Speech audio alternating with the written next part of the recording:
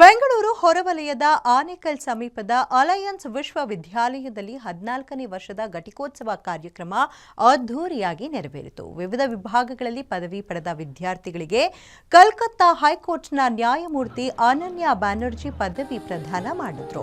ಈ ಬಾರಿ 1900ಕ್ಕೂ ಅಧಿಕ ವಿದ್ಯಾರ್ಥಿಗಳಿಗೆ ಪದವಿ ಪ್ರದಾನ ಮಾಡಲಾಗಿದೆ. ಪದವೀಧರರು ತಮ್ಮ ಶೈಕ್ಷಣಿಕ ಜೀವನದ ನಂತರ ವೃತ್ತಿ ಜೀವನವನ್ನು ಪ್ರಾರಂಭಿಸುವಾಗ ಆತ್ಮವಿಶ್ವಾಸ ಮತ್ತು ನಿರಂತರ ಕಲಿಕೆಯನ್ನ ಜೀವನದಲ್ಲಿ ಅಳವಡಿಸಿಕೊಳ್ಳಬೇಕು ಎಂದು ಅಲಯನ್ಸ್ ವಿಶ್ವವಿದ್ಯಾಲಯದ ಸಹಕುಲಪತಿ ತಿಳಿಸಿದರು.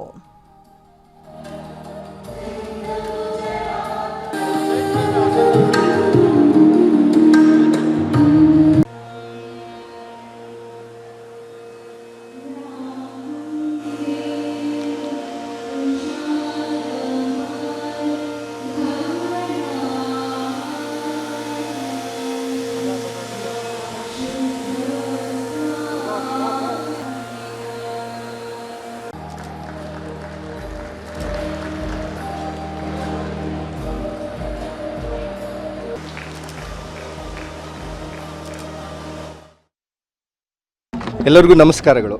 ಇವತ್ತು 20ನೇ ಡಿಸೆಂಬರ್ 2025 ರಂದು ನಾವು ಅಲಯನ್ಸ್ ಯೂನಿವರ್ಸಿಟಿಯ ಆ್ಯನ್ಯುವಲ್ ಕಾನ್ವೊಕೇಷನ್ ಘಟಿಕೋತ್ಸವ ಸಮಾರಂಭ ಏರ್ಪಡಿಸಿದ್ದೇವೆ. ಈ ಸಮಾರಂಭದಲ್ಲಿ ಚೀಫ್ ಗೆಸ್ಟ್ ಅಂತ ಆಗಿ ಬಂದಿರುವ justice Ananya Bandopadhyay, chief justice of Kolkata high court ಅವರು ಬಂದಿದ್ದಾರೆ.